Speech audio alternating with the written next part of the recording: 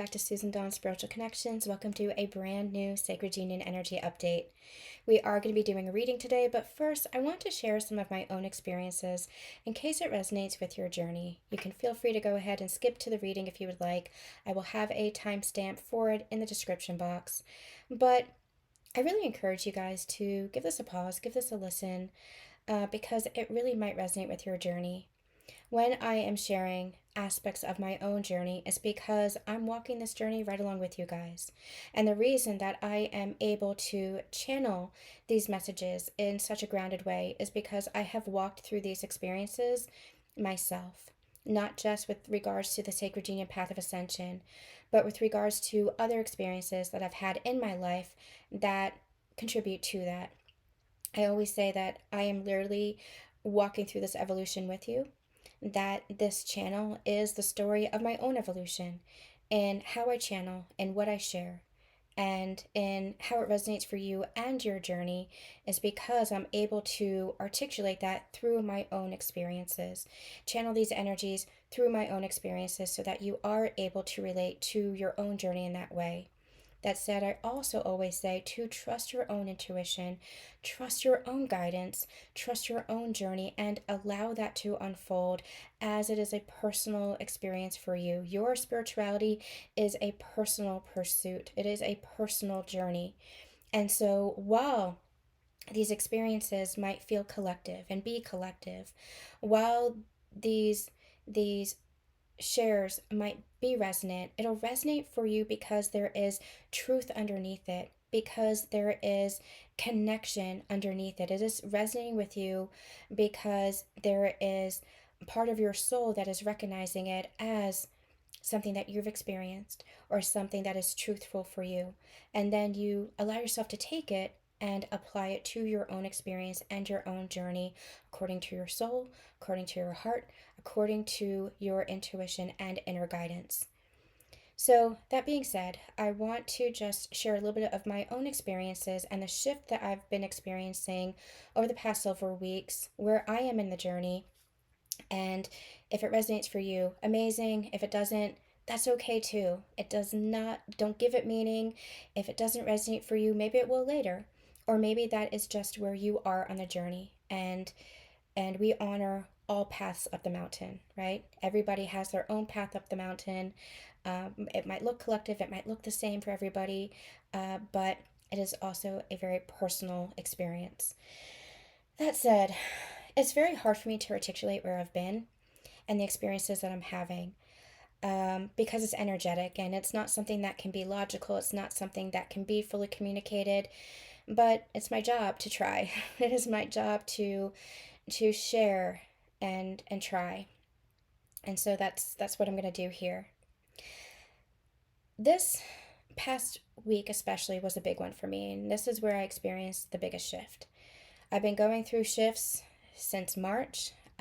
This energy of pure embodiment, this energy of just integration, anchoring in, and it feels like it all culminated in right here, right now. As some of you know, I lost a childhood friend, a friend who had terminal illness for the past 5 or 6 years, passed away recently. I have known her since the first grade. We were best friends through middle school and high school, lost touch when we went to college, and then reconnected through Facebook over the years. And then recently, about a year and a half ago, we met for lunch and picked up right where we left off. The grief was big because she was just the embodiment of pure light, just absolute joy, absolute love. She was just somebody who embodied love, embodied joy. She was beautifully, authentically her. Losing her felt like a huge loss for the world, and the grief that I have been experiencing is compounded. It is very layered because, number one, it is losing a childhood friend, and someone who is very young at that is difficult. Number two, it is the fact that she was such a big light in the world. It does feel like the world got a little bit darker as she passed. But doing the work that I do, being a medium, being psychic and intuitive, she is a guiding force even now. She is with me even now. And I have experienced that over the course of the past couple of weeks since her passing. It was interesting. I had woken up at 4:44 in the morning, and when I went on Facebook later that day, her husband had posted that she had passed at 4:44 in the morning.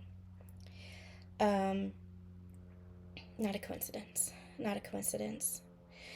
So it is also compounded by the empathy that I have for her husband, who loved her so dearly and so out loud, and her three beautiful children, and the rest of her family and friends who just, loved her so much. I am keeping it together right now. It still makes me break down. Like I still want to cry. I can feel some of it trying to come out, wanting to come out, wanting to cry, but I'm going to keep it together for the sake of this video. Some of the layers that also unlocked was also survivor's guilt that I felt when I lost my friend Amy a number of years ago, when I was in the thick of my own illness and relapse. It was survivor's guilt. I've written about that on my Substack, The Mystic and the Muse. You can check out some of those essays and writings. I've also spoken about that at length here on the channel in some special personal shares. So losing my friend was compounded by a lot of different layers. And one of those layers that I realized this past week happened when her husband shared that there was going to be this weekend a celebration of life for her. And it was just a beautiful experience. So this shift happened for me on Wednesday when I read the invitation for the celebration of life. And it just made me realize how much of myself I was seeing reflected in her. She, like I said, was the embodiment of joy, of life, of love. And I realized how often in my life other people had said the same for me, but I had denied that I couldn't see that for myself. I spent a lifetime not believing that I was worthy, not believing that I was special, not believing that I was anything great. I have also spent a lifetime hearing from other people how effervescent and full of joy and full of life I am and full of love I am, how kind I am. And I share that with a lot of humility. I don't share that with any arrogance or any ego. It is what other people have said about me, but that I couldn't see that for myself. And in having a discussion with my mom, she said to me, maybe it's because you think that everybody thinks like you, and everybody feels like you, and everybody acts like you. And that made me pause, because I think there was a little bit of truth in there. It feels so easy to love. It feels so easy to be kind. It feels so easy to have compassion. And sometimes I forget that maybe not everybody feels that way. Maybe it's not so easy for other people. And that's where I have to have more patience and more compassion. So, losing my friend really showed me the reflection. She showed me myself. And everybody in this life, especially those that we're closest to, is going to be a mirror, is going to be a reflection of us in some way, shape, or form.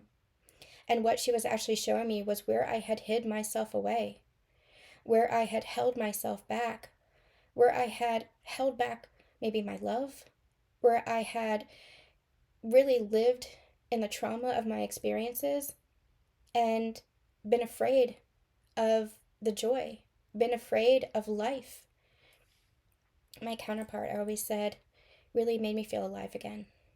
I was going through my own healing, but he really activated that within me when I was so steeped in the trauma of illness, having been bedridden, having been unable to walk, having had neurological issues.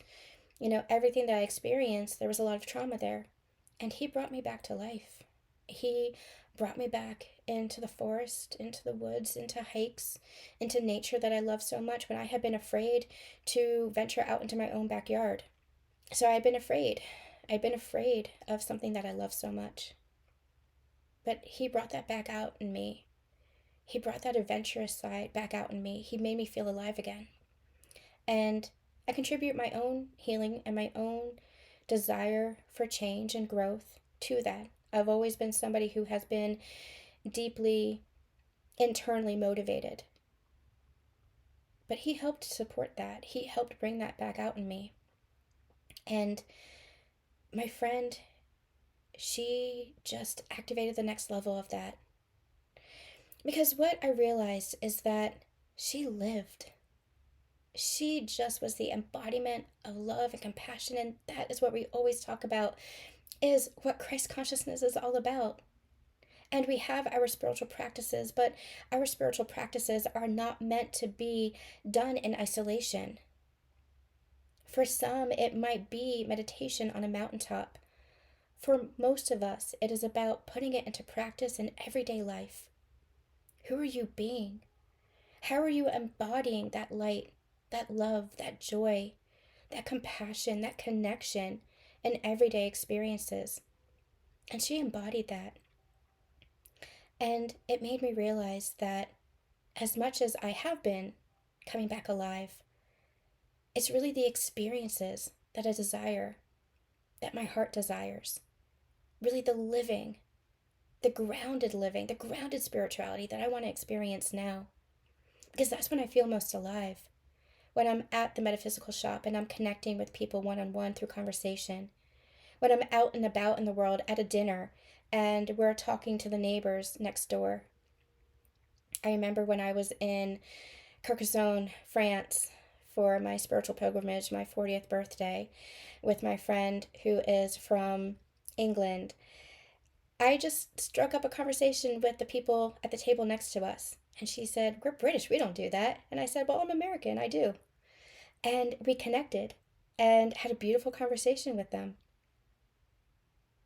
That's when I feel most alive, when I'm out in the world, connecting and interacting and having these experiences. That's why travel makes me feel most alive. And that's what I anchored into last Wednesday, where I said, I just want to experience life now. I just want to live. And it's not that I hadn't been living, but I had still been very cerebral, still been very kind of up here in my spiritual practice. I spend a lot of time in the spiritual space because of the work that I do. And to balance that out with actual living, with actual life, is what is necessary, is what is healthy for me, is what makes me feel most alive. And I just said, that's what I want to do. She reflected to me who I truly want to be. And I realized how I had hid myself away from that, from who I am. Now, over the course of my ascension journey in the Sacred Union Path, I've been rediscovering that. Especially over these past 3 years, I've been rediscovering myself and reigniting dreams. And that's what I realized, that the dream is still alive in me. I want to travel. I want to experience people and cultures and places. That dream for me is someday moving to Europe. And for now, just having those experiences of travel, road trips, and maybe big travel plans. I also want to connect even deeper with my work and with people and connections. I want to deepen my intimate relationships with friends and nurture those relationships with family. I want to experience romantic relationship with somebody who is mirroring me. Not the mirror of the past, but who is reflecting who I have become in that love, in that joy, in that life. Who is ready to love me out loud as I wish to love out loud. I realized that I'm ready for that sacred union, and I might not have been able to say that in the past. was because I have connected to the inner union, that sacred union within me. I have felt it over the course of the journey, continuing to grow, continuing to expand, continuing to integrate and anchor in.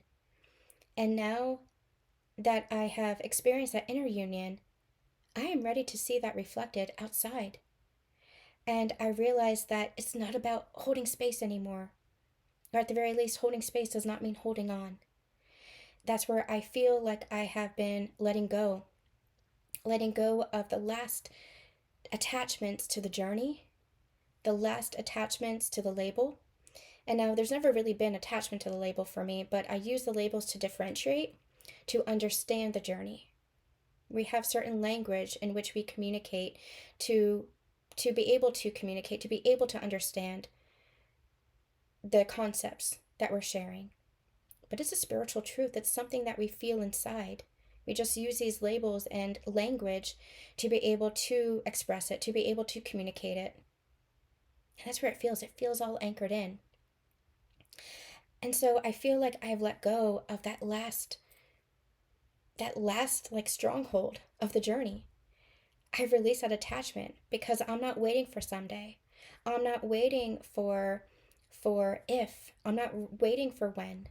There was still part of me that was holding on. I'm ready for now. I'm ready to experience it. I'm ready to live. And so that's where I've also released the attachment. We've been talking a lot about opening up to all potential and all possibility. And that has been a process for me over the course of these many years. Opening up to all potential, opening up to all possibility. And that's where, for me, I am ready to meet the match, not just the mirror. Somebody who is deeply reflective of where I am and open to loving out loud.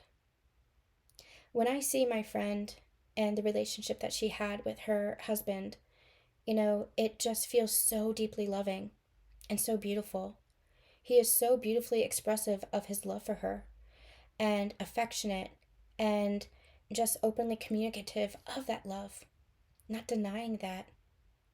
And it is so beautiful because that's how we're meant to love. That's how we're meant to live. Whether in friendships or romantic relationships, marriages, partnerships, we are meant to be honoring, cherishing, and adoring each other. That's what it is to love. To love without condition, to love without attachment, to love without holding back, to love without the blocks, to just allow ourselves to love fearlessly, to love out loud, like we live out loud. And I feel like that's what really shifted within me. It was releasing any of that attachment to anything, any expectation of anything, and just allowing myself to recognize that my sacred union is unfolding. Whether it's with my counterpart who is my twin flame. He will always be my twin flame. I will always feel connected to him. But it also feels a bit like he's a stranger. The energy feels a little bit neutral, and that doesn't feel bad. That feels normal. That feels actually like what it's meant to be, like what it's meant to feel like. It feels peaceful. It doesn't feel like attachment. It doesn't feel like holding on. In fact, it's not holding on. It is a letting go. And in the letting go, there's a liberation. And that's where you love. And that's where you love unconditionally. That's been the process that we've been undergoing. Loving unconditionally is that freedom, is that liberation for all potential and possibility to come through. So this past Sunday was her celebration of life, my friend's celebration of life. And this was absolutely how we should be loving each other and celebrating each other's lives. It was over 100 people that just came to honor her and love her. I did not stop crying for like the full 2 days. For 2 days, I kept crying. And then I felt a shift within me and a peace wash over me on Monday. And it was because all the grief was just replaced with love. They say that grief is just love with nowhere to go. But love always has a place to go. It's just when we're holding back love that we feel the grief. When we're holding back love, we feel the pain. When we allow ourselves to express love, that love goes where it's needed. That love always has a place in this world. That love always knows where it needs to go. Love is never wasted. And so it was a beautiful ceremony, and then it was like a festival. There were food trucks, and there was music, and there were games, and most importantly, there were friends.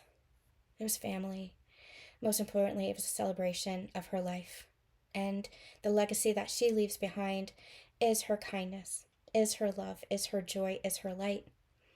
And I just kept thinking, we should all celebrate each other this way. We should all love out loud and live out loud like this.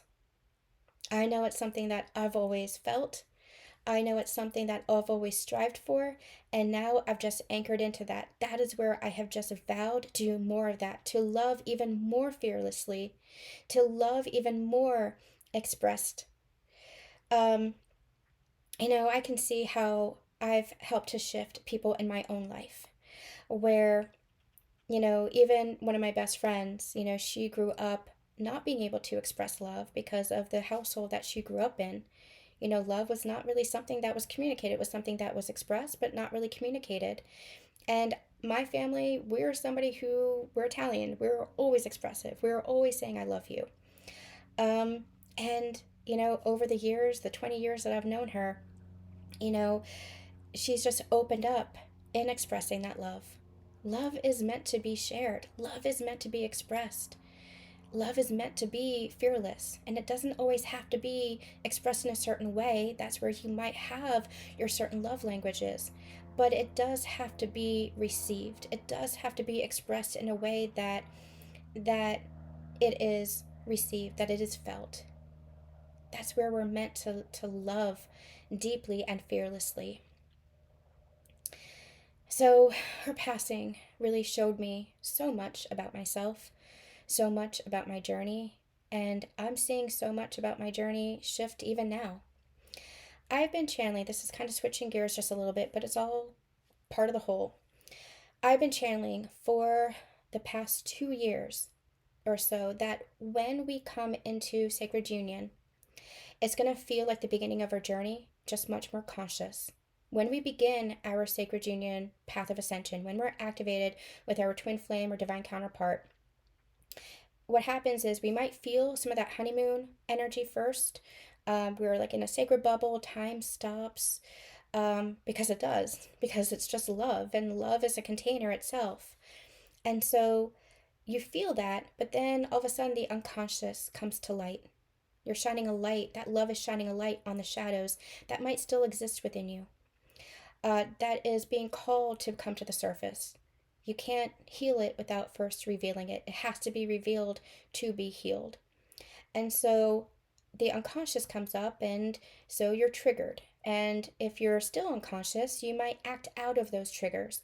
But that's what the healing journey is all about. That's what the twin flame journey is all about. The ascension journey is all about. It's about clearing those patterns, those beliefs, those behaviors. It's about shifting into a new level of consciousness so that you are acting in a new level of consciousness, so that you are being in a new level of consciousness. And so as we continue through the journey, we shift, we level up, we change our habits, our patterns, ourselves, our self-identity, our beliefs. We're operating in a new energy. And so as we reach this, what I call the higher heart ascension, it feels more peaceful, more grounded, there's more harmony, there's more love. You're just anchored into a new frequency now. And so as we're going through this sacred union path of ascension, it is a path of ascension. Some people will experience their ascension journey through counterpart connections and sacred union. Other people will experience it through other methods of awakening. So we experience the sacred union path of ascension by experiencing inner union first, balancing out the polarities, clearing the unconscious self, coming home to yourself in balance with your masculine and your feminine energies. That's your inner union. And then we experience that in our physical world.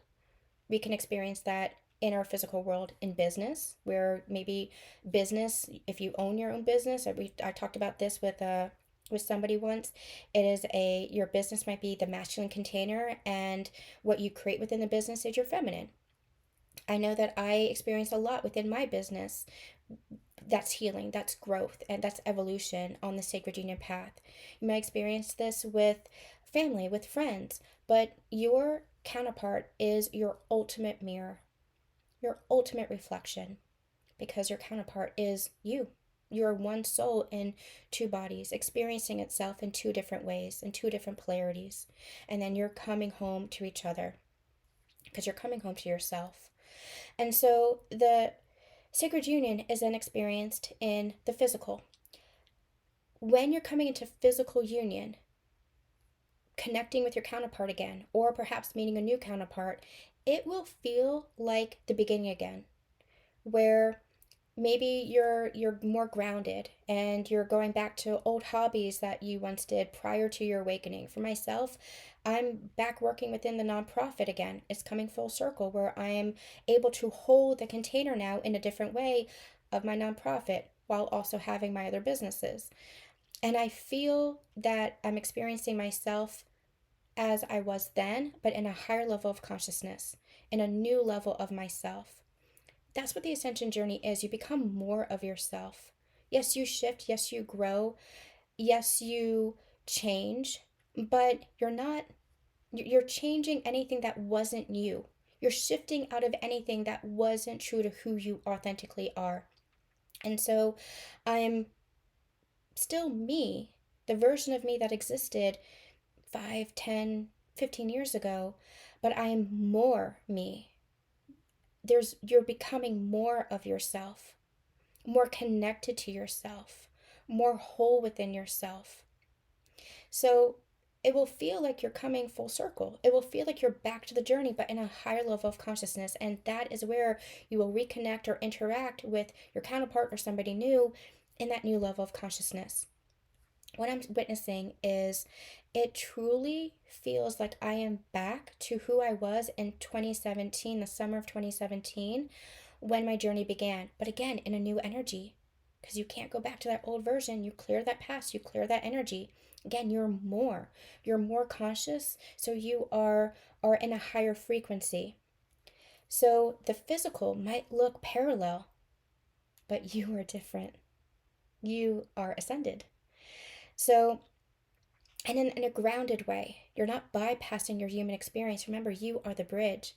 You're experiencing your spirituality in a very human form. So what's interesting to me is I'm literally seeing the parallels. Back in 2017, a couple of months prior to my activation meeting with my counterpart, we were going through a really difficult time with my family. My grandmother had gone into the hospital, and so she was not able to go back home, and so we were cleaning out her house and getting it ready for a sale. What's interesting is that house is now up for sale again. The people who had moved in are now moving out. So back in 2017, in the summer of 2017, when I was activated to my ascension journey, now the same thing is happening again.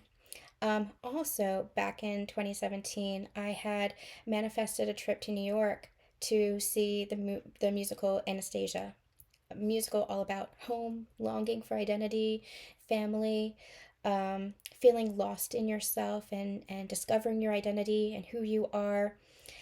It was a musical that was interesting to me because I love the Romanovs and I loved the movie Anastasia, and so I really wanted to see it. Didn't know how that was going to be possible, but I really wanted to see it. And then my soul sister and one of my best friends said, "Hey, I'll come to New York with you." And it was a really spiritual experience. And I'll put some links in the description box. I share all of this throughout the years on my blog, on my Substack, The Mystic and the Muse. So if you're interested in learning about my journey, you can feel free to check that out. It was a really spiritual experience, and what was interesting is my soul sister actually mentioned twin flames. Now it's like there was a block there because anything that she said was like in one ear and out the other. I could not understand what she was saying. Now had already gone through a lot of my spiritual journey, and she was just beginning her awakening, and so there was a lot where I was kind of helping to guide her through her spiritual journey. But this instance, when she was talking about twin flames, did not make any sense to me. And anytime that I tried to recall the conversations, it was like there was like a blank slate, a black veil over my consciousness. Even to this day, I cannot remember. I can remember where we were sitting. I can remember some of the conversation we were having, but anytime she mentioned twin flame, not there. It's because I was not ready. It's because I was gearing up for the activation. And then 2 months later, lo and behold, that is when we were activated. And it ended up being a twin flame journey. Like I said, I never expected it. I never expected to experience this. Never expected to be where I am.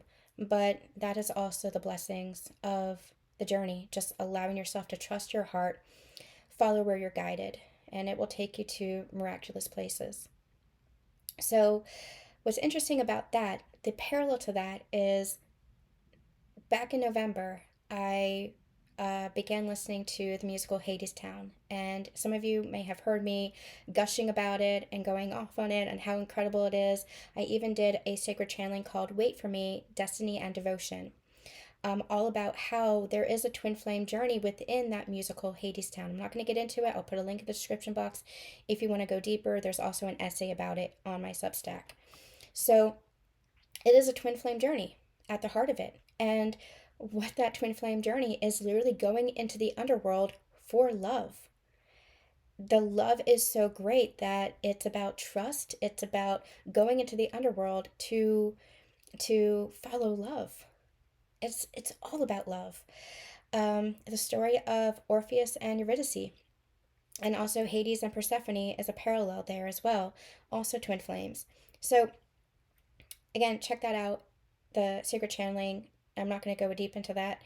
I'm going to say, though, that that was a musical that I wanted to see, but again, didn't know how that was going to pass. I could always just go by myself, but that wasn't really something I wanted to do. And all of a sudden, I was mentioning it to a friend that that's something that I wanted to see, and a friend's like, I'll go with you. And so now we have a planned trip to New York to see the musical, just like back then in 2017. So, literally, energetically, it is different. But in the physical, there are parallels, like I'm going back to the beginning. And it's interesting because, with regards to my twin flame slash counterpart, it does feel like he's a stranger, which is what it felt like back then.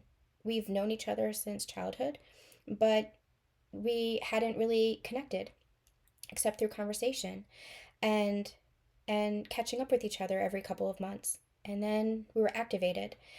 That's what it feels like. It feels like we're gearing up for sacred union. Now, for me, whether it's going to be him or whether it's going to be somebody else, it feels like I'm gearing up for that next level. It feels like I'm gearing up for that physical presence of sacred union. It feels like I'm gearing up for that. And it's just mind blowing, the parallels. This is a spiritual journey. It is not something that can be logicked away. It is not something that can be analyzed away. And we tend to analyze this because our ego is trying to make sense of it. But it is something that is felt. It is something that needs to unfold. And it is something that needs to be lived. Union is a lived experience. And that is what anchored into me these past couple of weeks.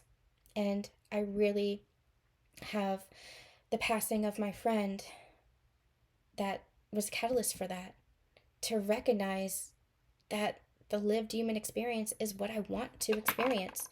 Yes, the spiritual journey, but I bring all those codes down into the human experience. You are bringing all that spiritual codes, all that spiritual knowledge and that wisdom, all that spiritual insight. It is still who you are, but it is anchored into human form. That is your ascension journey. You are not meant to bypass your human experience and just live in the spiritual. You are not meant to be so anchored into the human that you forget who you are spiritually. You're meant to be the bridge. And she reminded me the importance of living. She reminded me the importance of the experience.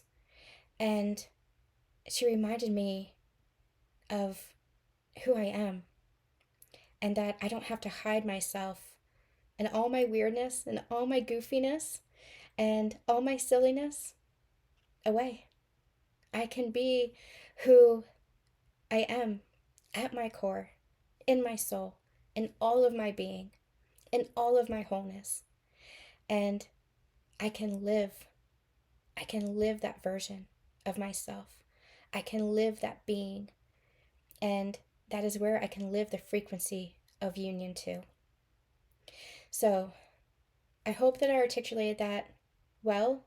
It is very hard to articulate this spiritual experience and these shifts, these energetic shifts. But I'm doing my best. Let me know if that resonates with you. Let me know if that is where you are too. Where you're experiencing something similar. Let me know. And we'll get to the reading right now. Okay, everyone, welcome back to the reading. If you guys made it through that personal share, I want to say thank you. I debated whether or not I want to keep that as a separate video, whether I want to put that over on my Substack. But then I literally got an email today from a client for one of our fundraiser readings who said that they really loved when we did our personal shared, and it was just such a beautiful email and really appreciated. And so I decided to keep that up as part of the reading, as part of the video. And as you guys know, when I'm guided to share, it's for a purpose. It's for a reason too. Not only because I'm literally walking this journey with you guys, but also because there is wisdom and insight for the journey kind of in there as well. But welcome back. We are doing the reading portion of this video. This is going to be the last collective reading that I'm doing for the month of June. I'm going on a summer break, a mini sabbatical. I will be back in the beginning of July. I think I'm slated for July 7th, but I have some travel plans, so I will be back when I am back. But I will be back. And so make sure that you are signed up for a newsletter for more news, information, and any updates that we might have. All right, we're going to take a look at what's going on with the Divine Masculine, the Divine Feminine, and the Union energies. As always, please do take this reading for your inner masculine and inner feminine, for whatever your counterpart might be experiencing, whether that is your twin flame or sacred partner, and for the global collective as a whole. Remember to not just listen to it on one level and layer, but this journey is multi-layered, and so you'll get something out of it depending on the frequency that you're tuned into, depending on what you're listening to it for. And so it might help actually to give it a couple of listens. That's why we say that our readings are timeless.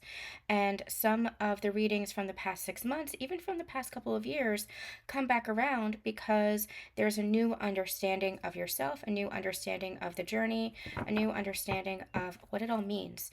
And so we can listen back with that new understanding and get new messages and insight out of it. All right. If you would like to reach out to me during my little summer break, if you are looking for some guidance and you're not quite sure where to go with regards to some of our timeless readings, just send me a little summary, a quick email on what you might be experiencing. I'll be happy to respond with some resources from our YouTube channel or our Ascension Connections portal. Do make sure that you're exploring our whole website and our Ascension Connections portal for the full throttle of our offerings, because we do have a lot to offer here at Susan Dawn Spiritual Connections to help you navigate and support your sacred union ascension journey. All right, let's see what's going on. We're going to take a look at the Divine Masculine, please. Grace and gratitude. This is interesting because this card was sneaking out. If you guys, I don't know if you just saw me, I was putting something upside down. This was the card that I saw sneaking out. And I like that this is coming out for the Divine Masculine. Through gratitude, joy expands. This feels like a shift. They're reminding me that Venus just shifted into the sign of Taurus. And Taurus, like Libra, is a very earthy energy. Venus, is the planet that is connected to both Libra and Taurus. And so Taurus is an earthy energy. Taurus also likes the home, is what I'm getting. Taurus energy is connected to the home front, connected to the sense of home. So Venus, being the planet of relationship, being the planet of love and beauty, is asking us, where is home? Where actually is home? Home is not a place. Home is something that we experience within. It could also be experienced in relationship, partnership, in another person. And it's asking us to be really honest with ourselves about what we consider home, what we consider love, what we consider relationship. That's the energy that I'm getting. And I feel like with this grace and gratitude, this is a big shift for this masculine, where they might have been in victimhood, where they might have been in a place of it just feels heavy. in the past, a very dense energy, a very negative mindset.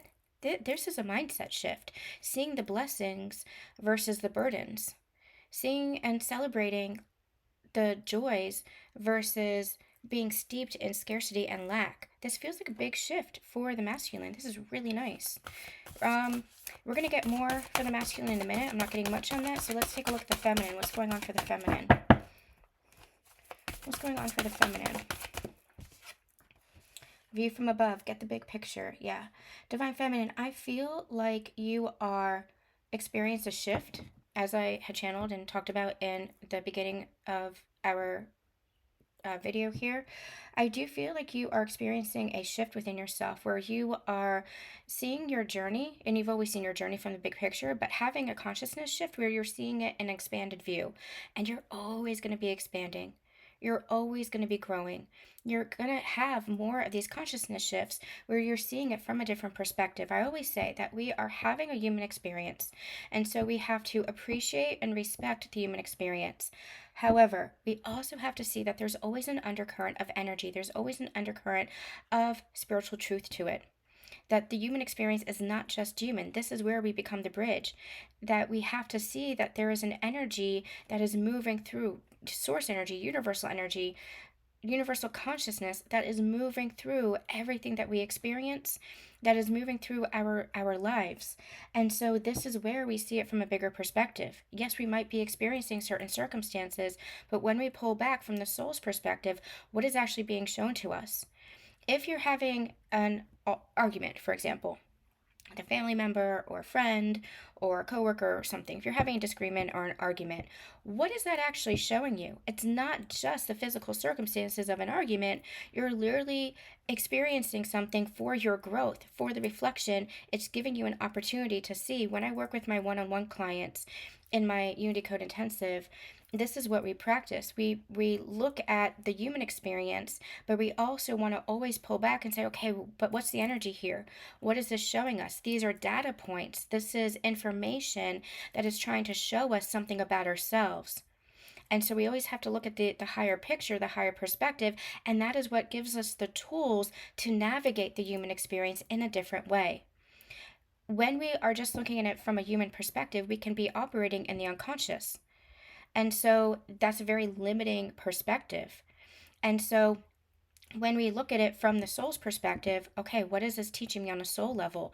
What's actually happening here energetically? This isn't just an argument. This might be miscommunication where we are actually misunderstanding each other, where the energy, the frequencies aren't aligned. So how can we get into alignment so that we can understand each other better?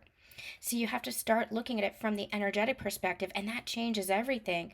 It shifts the dynamic, it allows for healing, it allows for growth, it reflects something back to you. So we're always looking at it from that expanded viewpoint. That's what this energy is. And I feel like you've experienced another shift, Divine Feminine, to be able to see even more of that. What they just said is the veil pulled back even more. So on this journey, you're very connected to Divine Feminines. That's not saying the Divine Masculine isn't. They're connected through their inner Divine Feminine energy. Divine Feminine, you being a core Divine Feminine, you've always been able to see the bigger picture, especially when it comes to this journey. But I feel like the veil has pulled back even more so that you're able to see even more understanding. You're not limited to, like we always say, you're not limited to the relationship of this journey. It is not about the romantic relationship. That could be an expression of your connection, but if you just look at it from the relationship perspective and wanting a relationship with your counterpart, you're missing the bigger picture. You're missing what this connection actually is. This connection is a homecoming. This connection is a sacred connection. It's a soul connection. And it's an energetic connection first and foremost. It is a remembrance of what love is, a remembrance of your divinity. Your counterpart is literally your mirror that is showing you to you. And that's for both of you. But Divine Feminines, you've always had a bigger perspective and understanding of what this journey is, but there might have been places where you were still hooked into the physicalness of it, the human aspect of it. And that's not to deny the human aspect. As I shared in the previous part, my own personal share, you want what you want, but you're not holding on to the potential anymore. You're not hooked into the journey, what I call the twin flame matrix. That's been something that we've been releasing over the course of the journey. You're not hooked into the same consciousness loop, the same feedback loop anymore. You're not spinning stories and spiraling as you once had been. There was an intensity to this connection where that's where you were continuing in those consciousness loops. That's where you were continuing in those feedback loops. But through your ascension, through your evolution and growth, you have unhooked from that. That's been part of your surrender. That's been part of your letting go. And so letting go does not mean abandoning. Letting go does not mean that there is not love. Letting go means that you're letting the journey unfold. You're trusting in yourself, trusting in your counterpart, even trusting in the journey. You're trusting in the union, recognizing that union is always within you. And so you're not hooked into anything. When you're hooked into it, when you are so focused on a specific outcome or a specific person, I don't really the word specific person in the context of some spiritual teachings, I don't really attest to, especially when it comes to the twin flame journey, because that is extremely limiting.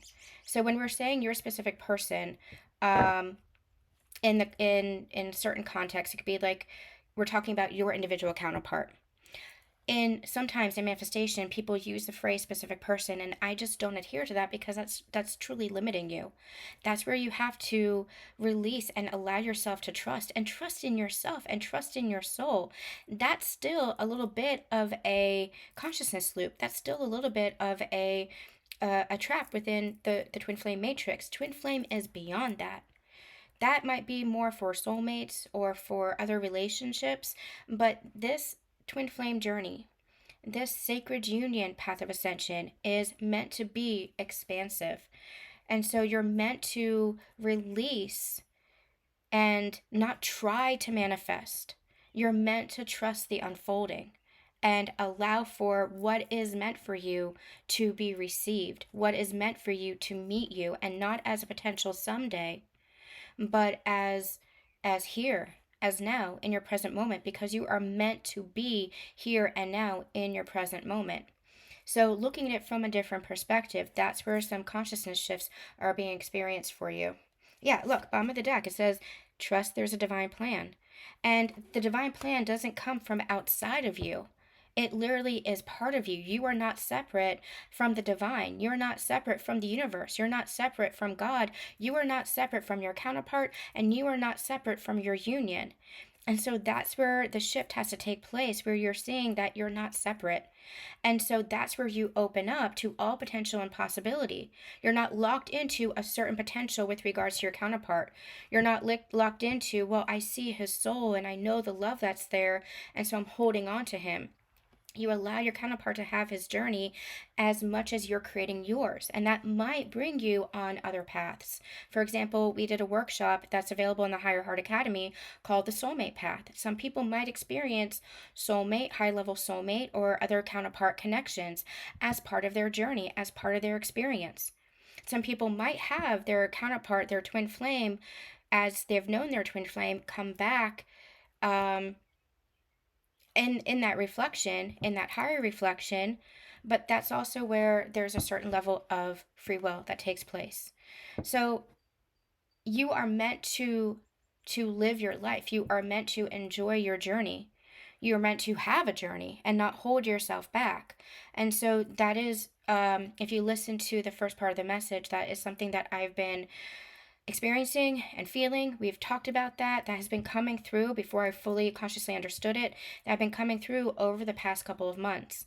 They're bringing me to a channeling that we did called the Mars Venus transit, the Mars Venus, something with Mars and Venus, I can't remember, but it was the turning point. It's called the twin flame turning point, but it has something to do with Mars and Venus, and this was back in March. I'll put links in the description box if you missed it, but that's what this feels like. This feels like an expansion. This feels like unhooking. That doesn't mean that you are letting it go. If there's any part of you that still feels triggered, then there might still be some rejection or abandonment or separation that's being experienced. And there's no judgment for that. We are all where we are. And this is a process. This is a difficult journey. This is a difficult process because we're literally shifting in consciousness. We're shifting our beliefs about ourselves, about how we view the journey, how we view the world. So it is a process that has to be integrated. And if it's not resonating with you, obviously don't take it. Obviously, just take what resonates for you and disregard the rest. Obviously, you have to trust your own intuition. You have to trust your own journey. But if our readings have connected with you, then you might be at this place where you are really unhooking from the journey. It doesn't mean that you're not on a journey. You're always on a journey. You're still on the twin flame journey. You're still a twin flame. You're still a sacred partner, but don't hook into the labels. Don't hook into what you think the journey needs to be. You're meant to be present in the unfolding of your life, in the unfolding of your spiritual truth, in the unfolding of your own soul's evolution. That is what the journey ultimately is. And that journey ultimately brings you closer and closer and closer to love. But are you actually allowing love to come in, or are you still holding on to potential? Are you still holding on to what you thought it was in the past? Are you still holding on? When we let go, that is where there's that sense of freedom in love, that liberation in love. Now, that doesn't mean there's no commitment. There is commitment in love. There is devotion in love. But you're not hooked into it from an ego standpoint. It just becomes a natural commitment to each other. It just becomes a natural devotion to each other. That's what it is. You're unhooking from the consciousness loops. You're unhooking from what I call other layers of the twin flame matrix. You're not locked into it. So let's get a little bit more before we get to the tarot and see what's going on for the divine masculine. What's going on for the divine masculine? We didn't get a whole lot for the divine masculine. Angel of manifestation. This is interesting. This is super interesting.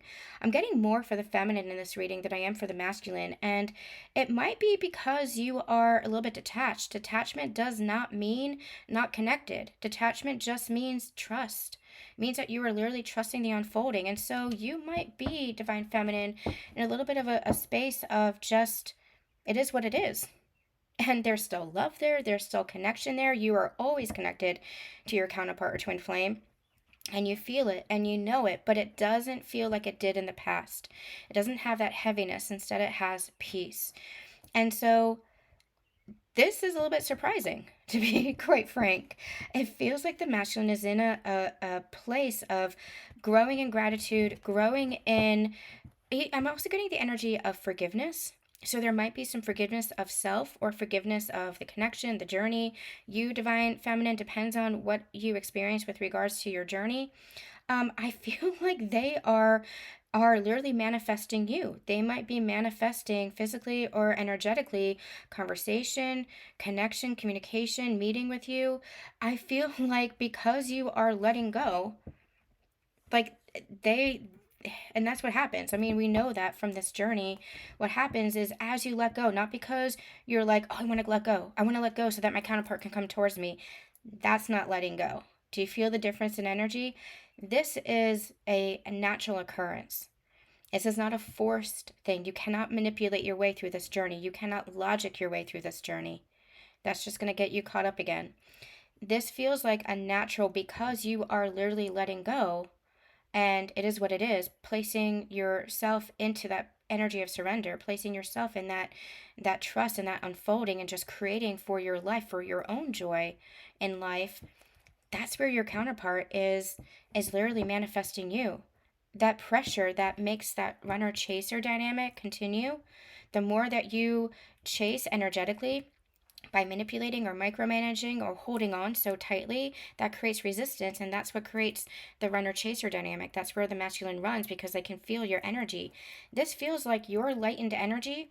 They're feeling that, and so they might be literally manifesting the rest of this connection. And truly, on the highest level, you guys are doing this together. Remember, as twin flames, divine counterparts, sacred partners, however you want to label this, you are literally manifesting together. Always. Just always, naturally. And so this is part of your lessons, part of your remembrance, and as well as part of theirs.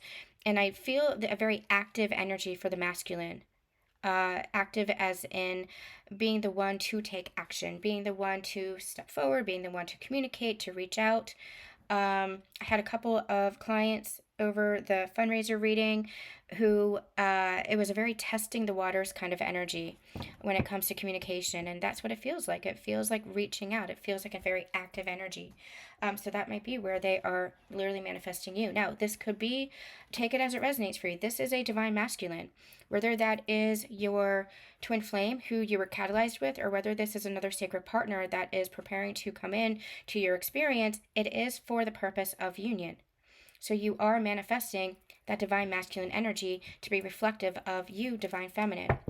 But this feels like a masculine who is literally shifting in their mindset, shifting in their beliefs around love, around partnership, around what does home actually mean for me? What does love actually mean for me? Who is that sense of home for me? Who is that sense of peace? Who is that sense of love for me? And manifesting that. Cool. All right. We'll take it. There's always a little part of me that's like, I don't know about that. Like the ego part of me that's in the back of my mind as I'm channeling, that's like, I don't know about that. But my job is just to literally bring forth the messages and tell my ego to shut up. Because like I said, I'm walking this journey with you guys, and this is incredible. We haven't experienced energy like this in quite a while. This is really beautiful. All right, let's see what's going on for the divine feminine. Oh, this one wants to come out. Angel of New Life. Look at all that fire energy. I don't know if there's actually fire around her, but that's what this feels like. And growing, blossoming from that lotus, from the mud, from the muck, from the... They're giving me the energy of underworld. From hell, you have literally been reborn. You have been reborn. An exciting new chapter in your life is about to unfold. This is the union energy that you can feel. But it takes a shift in consciousness. It takes an energetic shift in order for your physical reality to shift. It doesn't happen from the outside in. We can spend a lot of our times in our unconscious state chasing the physical, but it doesn't work like that. It all comes from the inner work. And that's the work that we do in the Higher Heart Academy. That's the work that we do here on our YouTube channelings. That's what the work that we do with my Unity Code intensive clients one-on-one. It all comes from the inner work and the inner breakthroughs. And I just want to take a moment and acknowledge all of you in our community. Because if you are still resonating with these readings, especially now, then you have been doing the inner work. And it is not easy. It is not easy. This journey has not been easy. You have been through the fire. You have been through the crucible. It has not been easy. You have been through your shadow side. You have been through the underworld of yourself. And look at where you are now. I always say this to my one-on-one clients. Look at where you are now. Just take a moment and look at where you were. Maybe 6 months ago, a year ago, 5 years ago. Go back even further. Look at where you were. Your life has changed because you have changed. Your life continues to evolve because you have evolved. And even if your physical life largely remains the same, you feel different on the inside. More peace, more love, more compassion, more joy, more patience, more surrender, more trust. That is because of the inner work that you have done. You've done that consciously, and you should be so proud of yourself. Always be proud of yourself, because not everybody understands this journey. There are different layers and levels of spiritual awakening. And when we're activated to ascension, it is the deepest level yet, and not everybody is ready for that. I know that there are some people who I've connected with over the course of my many years who are deeply spiritual, They did healings and Reiki and channelings, but they were not willing or capable of doing that inner work, at least not on the level that you have. That's what your ascension is. Your ascension is accelerated. And the twin flame journey is a motivator for sure. But it was because of you, because you were willing to do that healing work, because you're willing to change the way that you see yourself, because you're willing to choose yourself, honor yourself, love yourself, because you're willing to shift your beliefs, to recognize the old version of yourself isn't in alignment anymore, and change yourself, change your life. Because you are doing the inner work, everything changes. And I just want you to take a moment and honor yourself. Other people, they will get there. They will get there. The whole world is going through an ascension. But if you are going through a spiritual journey, looking at your shadows can be very scary, and not everybody is willing to do that. At least not at the pace that you did, not at the level that you did. And so that is where you are literally leading the way. That is literally where you are leading by example. You are showing others, lighting the way for others, showing others how to do it, and holding the container for them, holding space for them, saying it is safe. It is safe. And I'm here for you. That is what you're doing in your frequency, in your love. That is what you're showing others, that it's possible, that a new way of living and being is possible.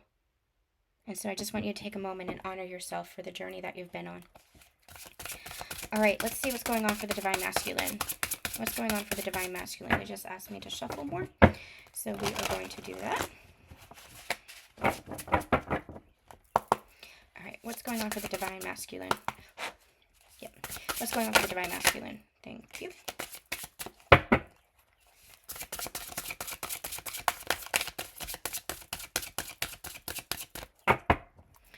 What's going on for the Divine Masculine? Ace of Swords, yeah. What did I say?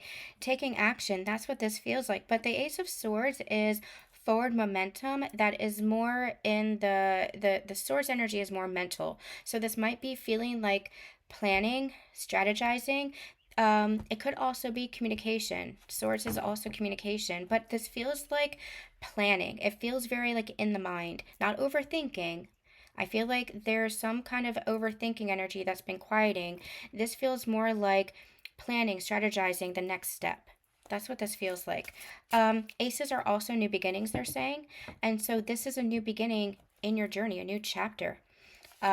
Stepping forward in your life.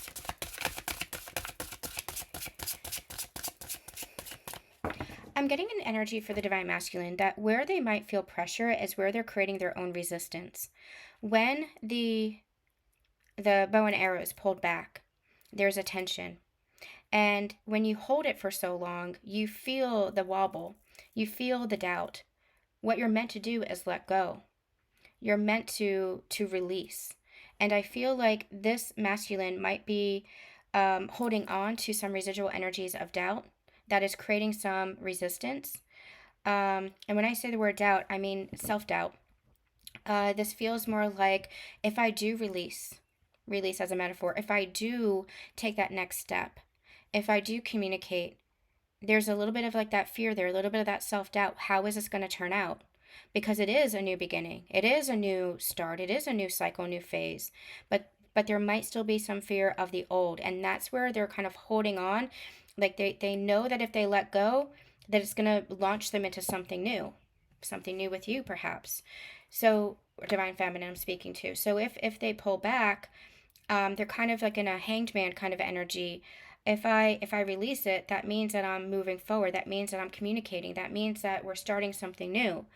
But there's still some old fears there. What does that look like? What's that going to be? Is there going to be that old energy still there? But you don't know until you try. You don't know until you move forward. It's only the ego that repeats and survival mechanism and defense mechanism that's trying to protect you from the past. It's just the ego that repeats those feedback loops of self-doubt and insecurity. So they're creating tension for themselves. They're creating resistance for themselves. And this is what they have to learn, that if they just surrender and take that leap of faith, and allow themselves to trust their own inner feminine, which is their own guided intuition, and take action on it, that's where their inner union is. That's where their balance is. But this divine masculine has not been used to trusting their own inner guidance, or at least they didn't have the discernment between ego and true intuition in the past. And so now that they have gone through that rebirth, gone through their ascension, they're able to trust themselves more. There's still some residual energy of self-doubt and insecurity. What if? But that's what they have to learn to trust and take action on that intuition. Tell me more. Three of Wands. Yeah. See, Three of Wands is all about, it's colloquially known as waiting for your ships to come in, but it's a manifestation energy. So the Two of Wands is making a choice, choosing what direction, what path you want to go on. And then the Three of Wands is trusting that path and that unfolding. But for the masculine, part of that is not just sitting back and waiting. You see, nothing's happening. There's no ship there. He has to go and meet it halfway. Rather than being in a passive energy. He has the coffee cup, but he has to actually invite her to coffee. As a metaphor, as an analogy. Do you see that? Like there's a steaming cup of coffee that is waiting for his counterpart, but she's not there because there's no ship.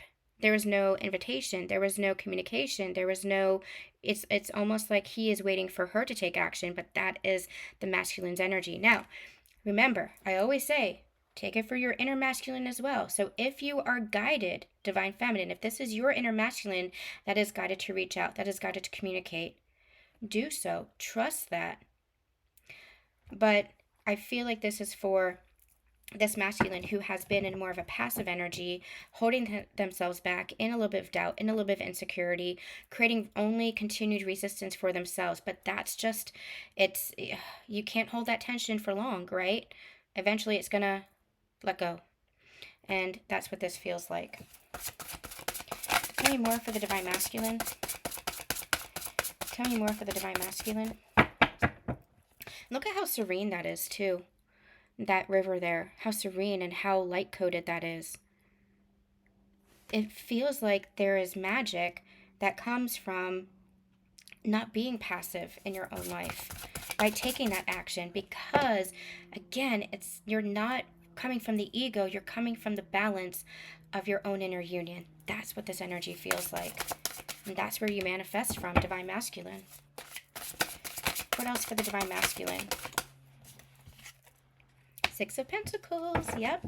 This is the flow of give and receive. If he's in this passive energy, he's continuing to take, but he has to offer to the feminine so the feminine can amplify that energy. If she's in her receiving mode, she can amplify that energy and give back. And there's a beautiful exchange of love, a beautiful exchange of energy.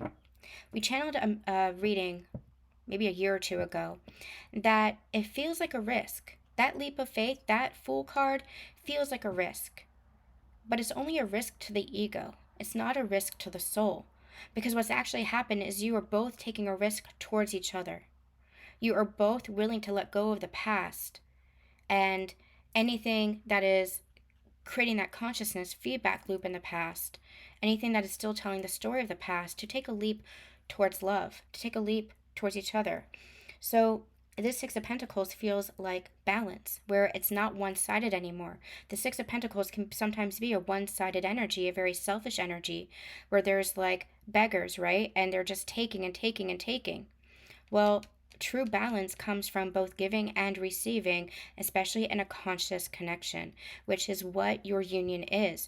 Your union is a conscious connection, where you are both working with each other, for the relationship becomes its own energy. The relationship becomes its own entity even, that you fuel and feed with love. It becomes a place of balance. This also is giving me a very Six of Cups energy, which is very nostalgic. It's also a very union-coded card. Tell me more. Yeah, see, what they're showing me is the overflow. That's the feminine energy. The feminine can only give from overflow, Otherwise, she drains herself. She depletes herself. She doesn't have anything left to give. And that's where she might have been in the past, in that one-sided energy. You're also seeing the infinity sign here. If she's giving too much to other people, or even just to the masculine, and the masculine doesn't have anything to offer, and we're not talking about material goods, although in physical life that could be expressed in that way, as gifts, as whatever, it can always be expressed in the material, but that is not what's important. What's important to the divine feminine is presence, consistency, stability, communication, directness, active energy. That's what's important to the divine feminine, and however else that's expressed is beautiful, but those are the key traits of the divine masculine. And so that's what the masculine offers: presence, stability, consistency. And so when he offers that to the feminine, she's able to receive that and amplify that with more love, with more of her generosity, with more of her spirit, with more of her true self. And then the masculine receives that, and it feeds him and fuels him and brings him alive and full of love, and it's just a beautiful ongoing cycle of love. Okay, let's go on to the divine feminine. What does the divine feminine need to know? What's going on for the divine feminine?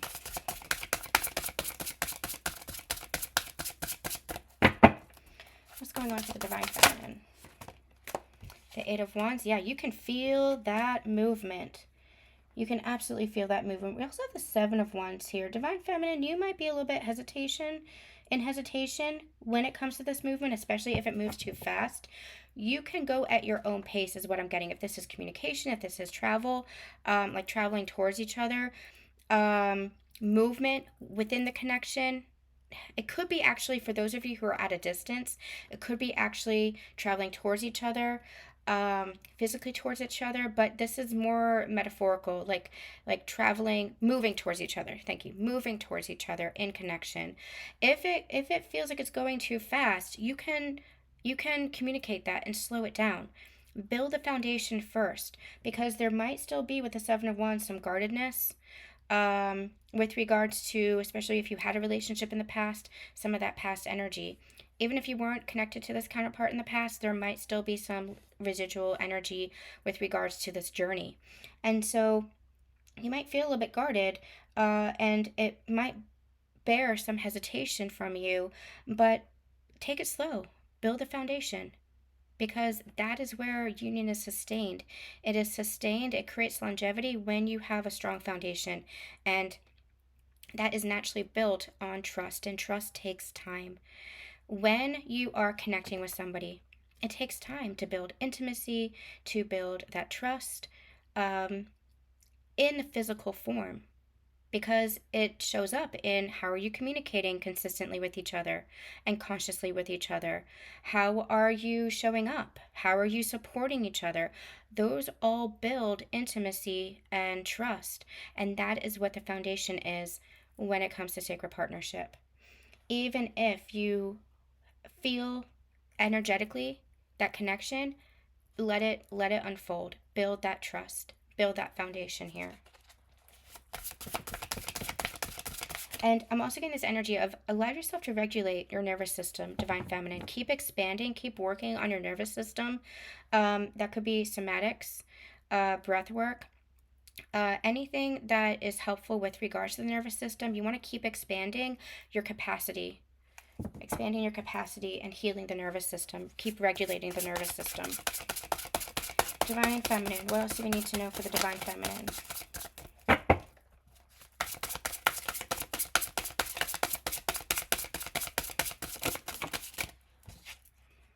Six of Cups. What did I say? I said that this Six of Pentacles felt like the Six of Cups, and here we have it. And this card has come out a couple of times over the past several weeks. So those readings might still be resonant. Well, of course, they're still going to be resonant because all of our readings really build off of one another. But there might be something there for you, something additional there for you. Six of Pentacles, Six of Cups, both in the same space too, which is beautiful mirroring. This is the balance. And this Six of Cups, look at how beautiful that couple is. This is reconnection. And look at how he's holding her. And she is able to feel safe in his embrace, safe in his presence, and thus kind of sink into her divine feminine energy. Just kind of relax into her divine feminine energy. She doesn't have to put up a guard. She doesn't have to be in that hesitation. She can just allow herself to be because she knows that she is held. This is truly beautiful energy here. I love this deck. I don't know how I came upon it, but I love this deck because if you see all the swirls of energy here too, all the swirls of energy around them, I don't know if you guys can see that card, how beautiful it is. There's all this energy, and that's truly what this connection is.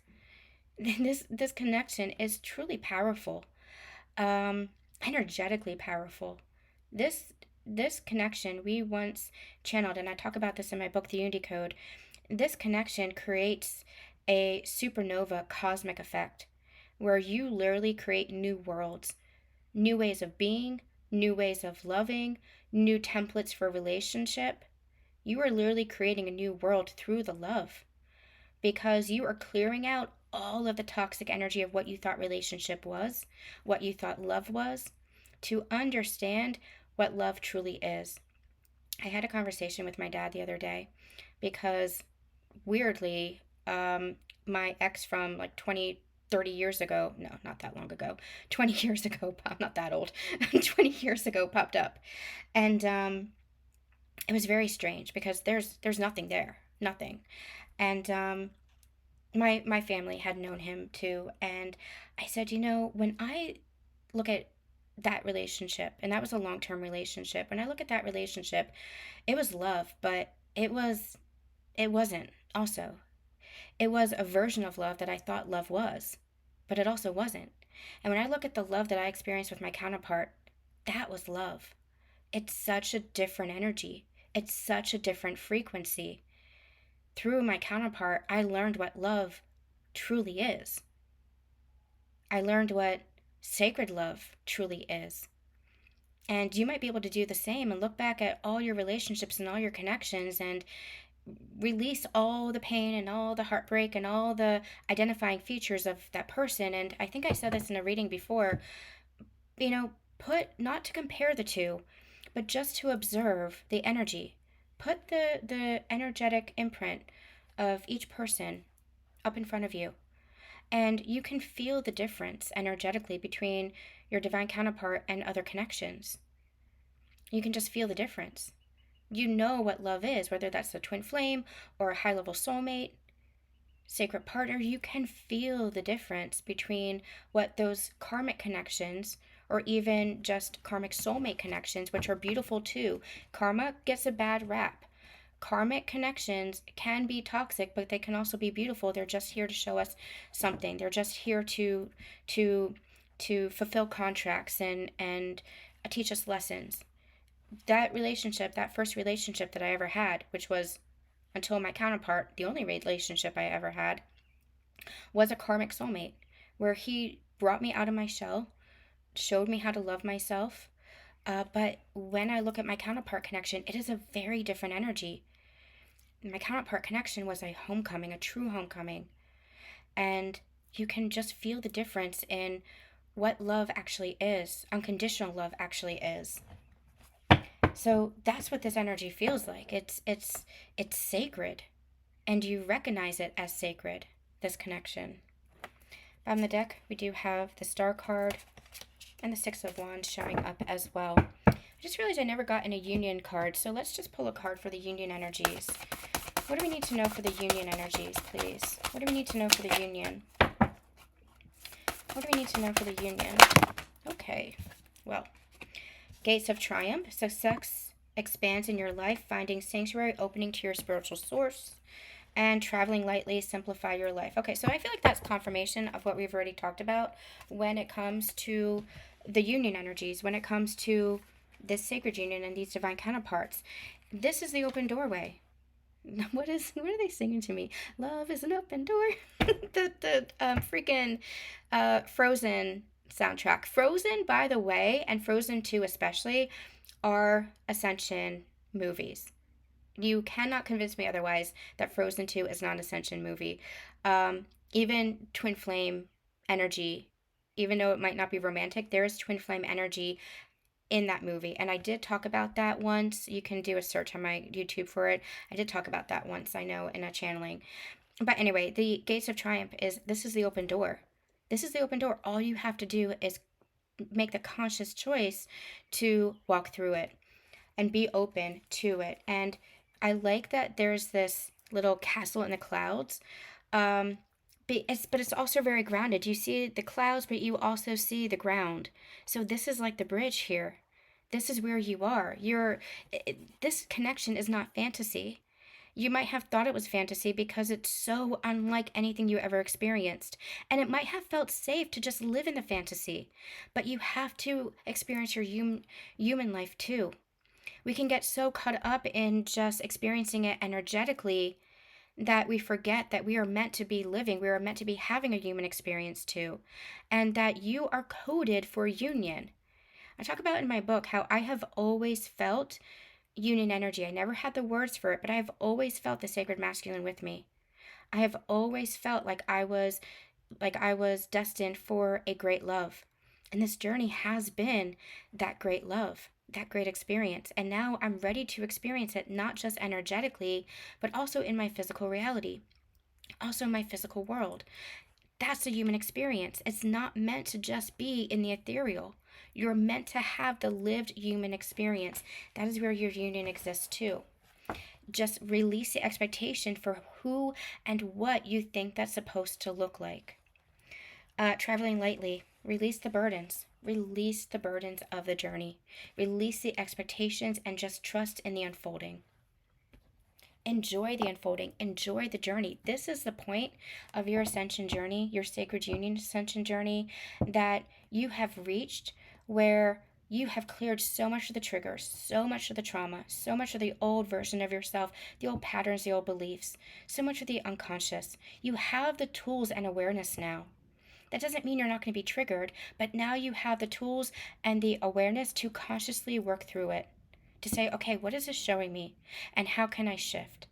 You have the tools and awareness now. So now your journey is meant to be one filled with love and joy. Not that it was in the past, but it might have felt more difficult in the past because you were clearing out all the unconscious, what I like to call soul sludge, that made you feel heavy, that made you feel dense, where you were holding on to pain and heartbreak and trauma.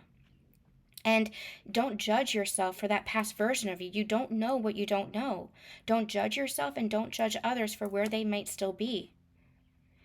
Everybody is where they're meant to be on their ascension journey, and everybody's going through their own spiritual awakening and ascension journey. That's where we have patience. That's where we have compassion.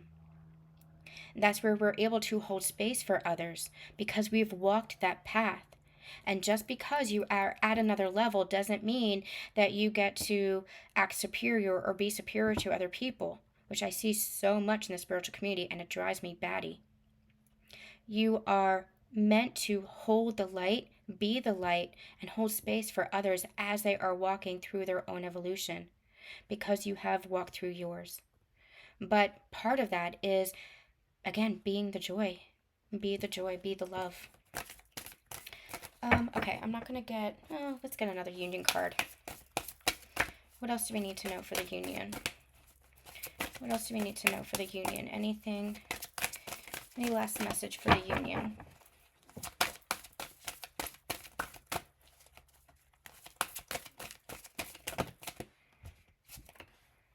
Goddess of the sacred path, let go of logic and trust your intuition.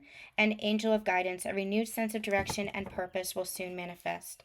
You might not be able to see the full path ahead. You have angel of communication at the bottom of the deck as well. Now, you might not be able to see the full path ahead, but you're not supposed to. You are meant to let go of the logic, because this connection, this union, this journey is not logical. In fact, it is paradoxical. It is counterintuitive to everything you thought you knew. But that's where you have to go within. That's where you create within. That's where you have to trust in yourself. And that is when the path unfolds and reveals itself. All right, let's see how counterparts are feeling towards each other. And then we are going to wrap up. And I'm going to say have a happy, happy June. Again, if you want any resources, I will still be open within the Higher Heart Academy. We will have our alignment calls the 2nd and 4th Wednesday of the month. I am also open to my Unity Code intensive clients. If you are interested in working one-on-one with me in an intensive format for your growth and transformation, you can look into the Unity Code intensive or just email me for more information on that. All right, let's see. How is the Divine Masculine feeling about the feminine? How is the Divine Masculine feeling about the feminine? How's the Divine Masculine feeling about the feminine?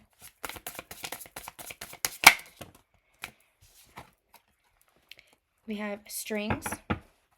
I feel like they are cutting the strings of the past. This is giving me devil energy in reverse, where it's releasing the attachment. This might be where they are still in a little bit of self-doubt and insecurity, where they might still be in a little bit of resistance, but they're releasing the energy, they're releasing the strings of the past. They might also, I'm getting, be feeling your disconnect, be feeling your detachment. That might actually be spurring their ascension, be spurring their own journey. So they might be feeling you kind of stepping away, and it's not that you're walking away, although for some it could look like that. It's truly just that you are following your guidance, following your path, Divine Feminine, where you're not holding on as tightly as you had in the past. You are trusting the journey, trusting the unfolding, even trusting your counterpart.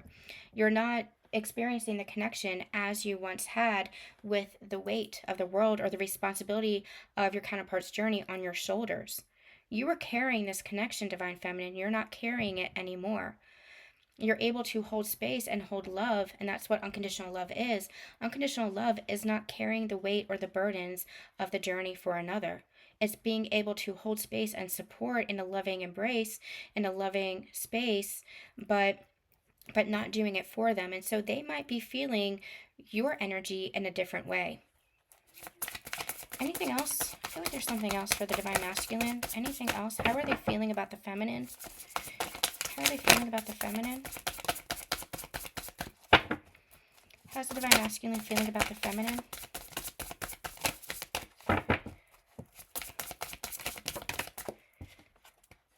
Patience. Yeah.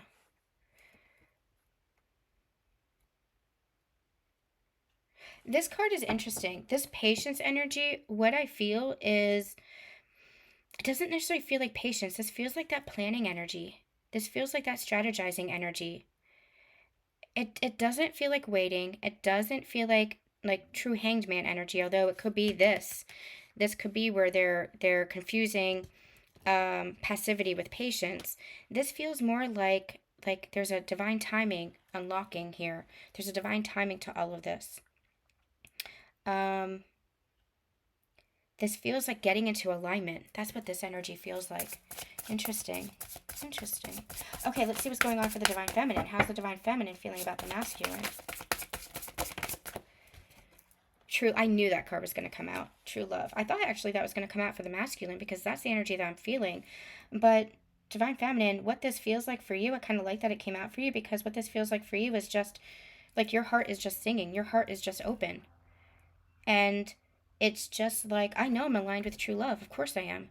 I know my sacred union, my Divine Masculine, whoever that might appear to be, I know I'm going to experience my union. I know I'm experiencing true love because I am true love, because I'm embodying true love.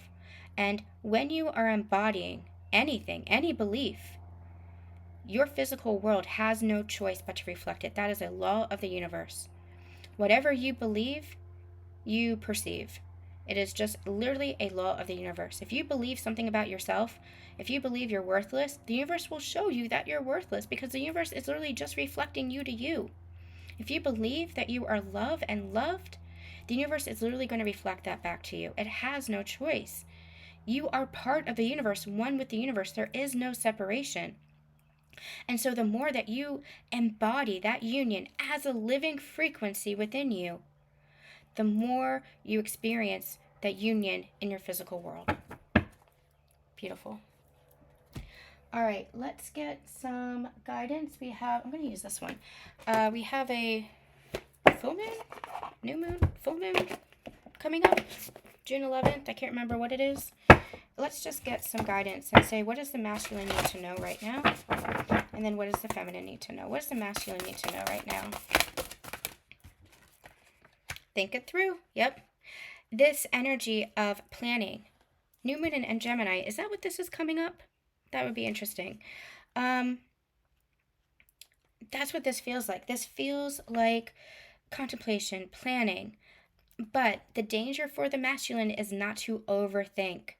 That's where they hold themselves back. To get that intuitive guidance. The masculine is one who likes to plan. The masculine is one who will strategize, who will think. That's their higher mind. The key is not to get stuck in the ego, in the fears, in the hesitation. The key is not to get caught up in the overthinking that you hold yourself back. That's what I feel like they're learning. That's what I feel like they're putting into practice. And so think it through, but also trust the divine wisdom that you're gaining and take action. Take that guided action. That's the balance for the masculine. Divine feminine guidance, please. Honor your feelings, divine feminine. Trust yourself. Trust what you're feeling. Honor yourself. Whatever emotions are coming up, observe them, witness them. Don't attach a story to them, but allow yourself to witness them. And union energies. What is it that we need to know for the union? Forgive. Forgive. I'm just going to leave that there. Actually, I'm going to leave this here. What did I say in the beginning, in the middle of our channeling here? Take stock of yourself, reflect on your journey, and be proud. Look at this, that came out. Be proud of yourself. All right, that said, everybody, leave me a comment. Let me know how this resonates. Send me an email if you are struggling or anytime need any help navigating your journey. I will send you some resources and links to some of our channelings that I think might help. But feel free to explore everything we have to offer at Susan Dawn Spiritual Connections, including our Ascension Connections portal, where we have a lot to offer in our free resource library as well. I am sending you all so much love, so much light, and I will see you in July.